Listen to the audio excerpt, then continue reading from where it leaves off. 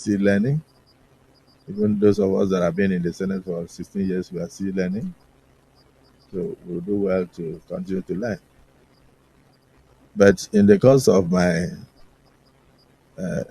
talking to one of my distinguished sisters that she should speak whenever she's recognized, I made reference to the fact that we are not in a nightclub where people have to shout above the noise of the music. And the social media went agog. I'm not on social media, but my wife called me that people got angry. They published her number and said people should occupy her. So she used to receive, she received over 2,000 to 3,000 phone calls a day. And then I tried to on one of my phones. I realized it was in the public. In fact, the phone crashed after about 3 hours.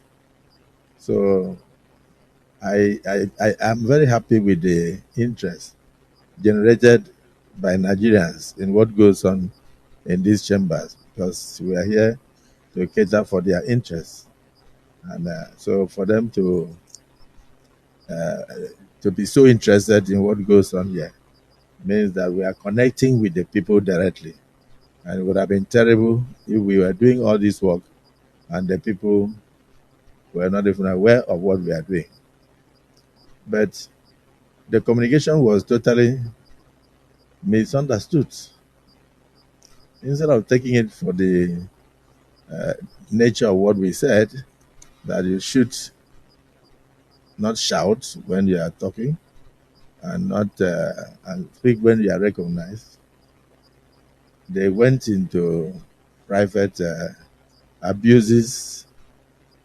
I don't want to say what they did to me, because what they did to me, I think I don't merit it. I was telling DSP that it's even the one they should be talking to, because in my tradition we marry only one wife. So they listed so many wives on social media, and at the end, it will look as if the Senate president had or has so many wives. When indeed, I'm reporting to my colleagues, I have only one, and I'm satisfied with that one.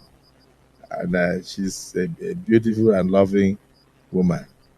I will not intentionally denigrate any woman. I have a wife, I have 4 daughters, and I always pray that God will lift a girl child to the highest zenith in Nigeria, politically and in business. I also want my children to do well. So, distinguished Senator Natasha, I want to apologize to you if you felt offended.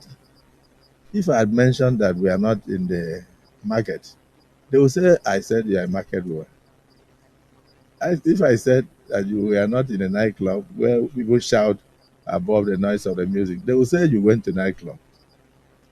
If I said you were not in a community uh, meeting in the village, they will say Akpabio says Natasha is a village woman.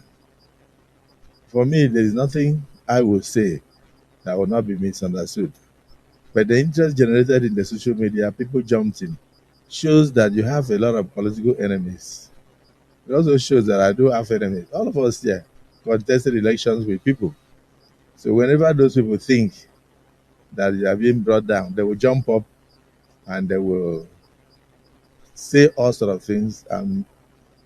I noticed even some of them that could not pass through Senate screenings went into the fray and abused the Senate president, abused you and all that. I don't know how you took it, but I felt that I should tender a public apology to you over the miscommunication and the misunderstanding. So do accept my apologies, and my colleagues, or anybody who could have felt offended, accept my apologies. I did not mean any harm, and I did not mean what they are misinterpreting in the social media. And I hope this will come to an end, and people should concentrate on things that will move this country forward and not things that will divide us. So I hope the apology is accepted. Leader of the Senate.